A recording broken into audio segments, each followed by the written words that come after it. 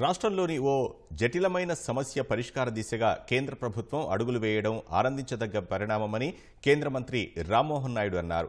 విశాఖ ఉక్కు కర్మాగారం పరిరక్షణకు కేంద్రం ప్యాకేజీ ప్రకటించడంపై సంతృప్తి వ్యక్తం చేశారు. ప్లాంట్ ఉత్పాదకత పెంచి లాభాల బాటలో పయనించేందుకు కేంద్రం ప్రకటించిన ప్యాకేజ్ ఉపయుక్తంగా ఉంటుందని రామ్మోహన్ అన్నారు. ఆంధ్రప్రదేశ్ రాష్ట్రానికి సంబంధించి కేంద్ర ప్రభుత్వం ద్వారా మరొక శుభవార్త తెలియజేయడానికి చాలా ఆనందంగా ఉంది. గత ఎన్నో సంవత్సరాలుగా ఆంధ్ర ప్రజలకి, ఆంధ్ర రాష్ట్ర ప్రజల ఆత్మ గౌరవానికి ఎన్నో విధాలుగా ఇబ్బంది కలిగిస్తున్నటువంటి విశాఖపట్నం స్టీల్ ప్లాంట్ తాలూకా సమస్య పరిష్కార మార్గం వైపు అడుగులు వేసేందుకు నిన్న కేబినెట్ కమిటీ ఆఫ్ ఎకనామిక్ అఫైర్స్లో ప్రధానమంత్రి గారి అధ్యక్షతన జరిగినటువంటి ఆ సమావేశంలో 11,440 కోట్ల రూపాయలు విశాఖపట్నం స్టీల్ ప్లాంట్కి రిలీజ్ చేయడం జరిగిందని ఆనందంగా తెలియజేసుకుంటున్నాను.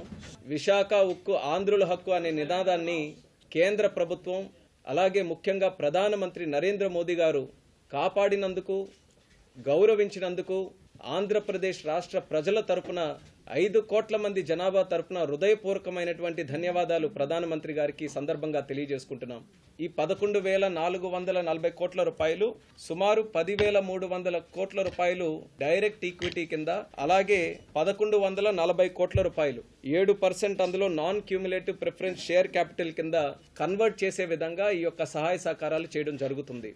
ఎంతో కాలంగా ఈ యొక్క సమస్య జటిలంగా ఉంది, ఏమవుతుందో తెలియదు. ఒక అయోమయ పరిస్థితిలో ఉన్నటువంటి విశాఖపట్నం స్టీల్ ప్లాంట్కి రాష్ట్ర ప్రభుత్వం, కేంద్ర ప్రభుత్వం ఇద్దరు కూడా ఒక హామీ ఇచ్చాం. ప్లాంట్ని ఖచ్చితంగా నిలబెడతాం అని ఏదైతే మాట ఇచ్చామో ఆ మాటని ఈరోజు నిలబెట్టుకున్నామని కూడా ఆంధ్ర రాష్ట్ర ప్రజలకి సందర్భంగా తెలియజేసుకుంటున్నాం. అయితే ఒక పక్కన దీనికి ప్రధాన కారణం ప్రధానమంత్రి నరేంద్ర మోదీ గారు అయితే, మరొక పక్కన ఇది ఇంతవరకు కూడా తీసుకొని రావడానికి గత 7 నెలలుగా ఆంధ్రప్రదేశ్ రాష్ట్ర ముఖ్యమంత్రి వర్యులు నారా చంద్రబాబు నాయుడు గారు కూడా ఎప్పటికప్పుడు ప్రధానమంత్రి గారిని కలిసినప్పుడు ఇదే ఒక ప్రధానమైన ఎజెండాగా దీన్ని ప్రస్తావిస్తూ దీనికి సంబంధించి న్యాయం చేయాలని ఎన్నో సందర్భాల్లో కోరడం కూడా జరిగింది.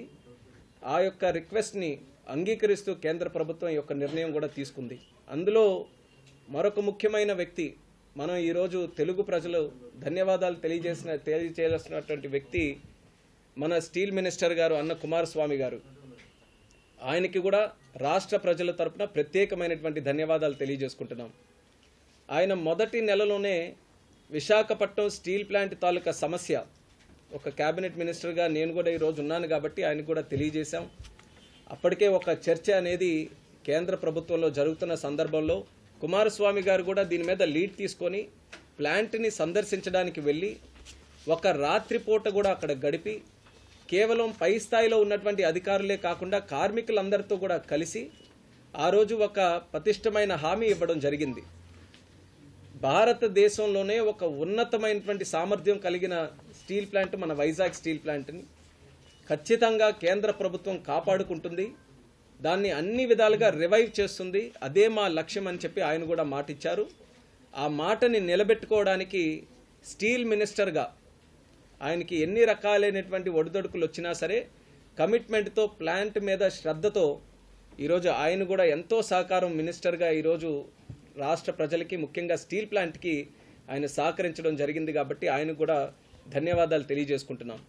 ఈ యొక్క ప్యాకేజ్ ఏదైతే ఉందో 11,440 కోట్ల రూపాయలు, ఈ ప్యాకేజ్ అంతా కూడా ప్లాంట్ తాలూకా రా మెటీరియల్ ఇబ్బందులు ఏవైతే కొన్ని ఎదుర్కొని ఉన్నాయో, అలాగే 3 బ్లాస్ట్ ఫర్నేస్లు ఉన్నాయి.